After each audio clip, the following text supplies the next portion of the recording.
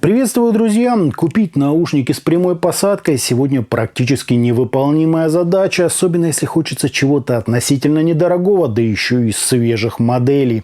Но если хорошо покопаться, можно кое-что найти. К примеру, из недавно вышедшего обязательно нужно отметить суровые Tenjim Zero и куда более веселые на их фоне Blonde Fat Girl. Отдельно обзоров на них еще не было, поэтому предлагаю их подробно сравнить на графиках, по звучанию, да и по удобству использования тоже.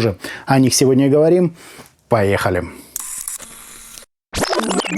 Приходят наушники в предельно простых коробках с наименованием моделей и списком их технических характеристик. Из важного отметим, что обе они базируются на 10-мм динамике, однако Zero имеет импеданс 32 Ома и чувствительность 118 дБ, а Fat Girl импеданс 16 Ом и чувствительность 114 дБ.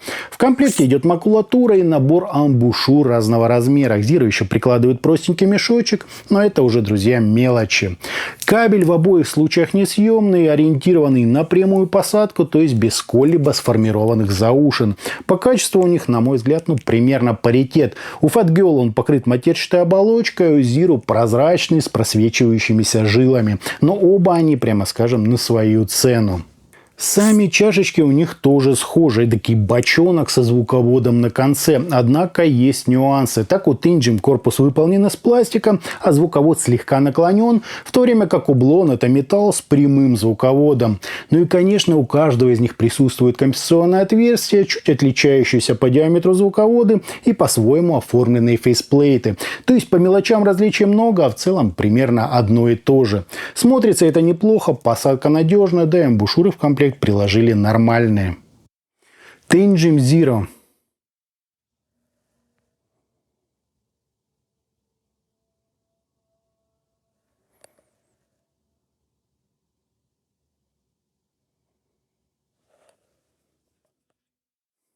Blonde Fat Girl.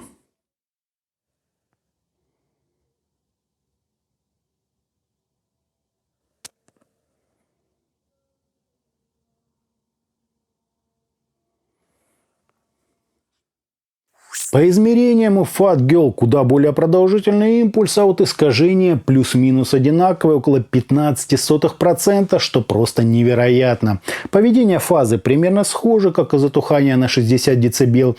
На 30 дБ все-таки Blonde чуточку быстрее, где-то 70 против 75 миллисекунд. А чиха же у них, очевидно, базируется на одной и той же целевой кривой, только у Fat Girl немного больше баса и сильнее пик, отвечающий за псевдодетализацию. Впрочем, у Zero в комплекте идет целых 2 пары насадок, и вот вторые делают графики еще ровнее. В остальном Blonde заметно басовитее и чуть ярче на верхах, но прямо вот чуть-чуть. Еще вам стоит знать, что для такого сравнения в случае Tenjim мне пришлось серьезно так добавить громкости, то есть на раскачку они более тугие, чем Fat Girl. По характеру же Zero более тяжелые и буднично суровые. Бас с них я бы определил как сдержанный на фоне более быстрого и чуть ли не прозрачного Fat Girl, который по сравнению с Tenjim кажется просто сверхвыразительными, мелодичными и в правильном смысле яркими. Слушая Zero, кажется, словно серые тучи заволокли небо, хочется включить блюз, старый добрый рок или чего-то еще потяжелее. А на Blonde выглядывает солнце, хочется джаза, фанка, пространственной электроники или даже чего-то симфонического. Очевидно, они куда увлекательнее и выразительнее в плане передачи настроения трека. Хотя, если депрессия ваше второе я, то тут Tenjim вне конкуренции. За жизнь тяжелую там все звучит намного правильнее и харизматичнее. Приятная слуху масса примерно в равных пропорциях содержится там и там. Но в случае Zero она представлена теплой укутывающей пеленой, а у Fat Girl отчетливо слышны каждый из элементов и ее составляющие.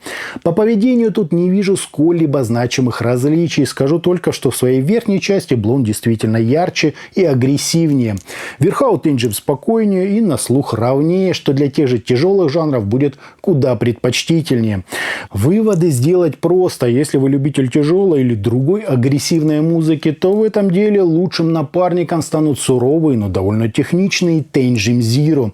Они настроение передадут под правильным страдательным углом и нигде не будут ни пилить, пилить, не резать.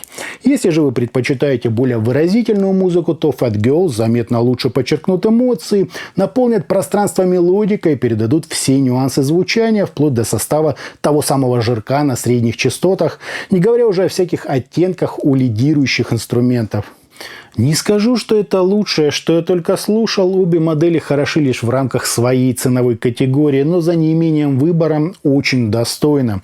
По деталям у Zero тоже все нормально, но они не столь очевидны. Зато если говорить о разделении, то в этом они реально чуть-чуть впереди. По источникам не хочу делать между ними хоть каких-то различий. Как мы уже убедились, их делали под одну целевую кривую, и кроме почерка и некоторых особенностей АЧХ, их больше ничего не отличает.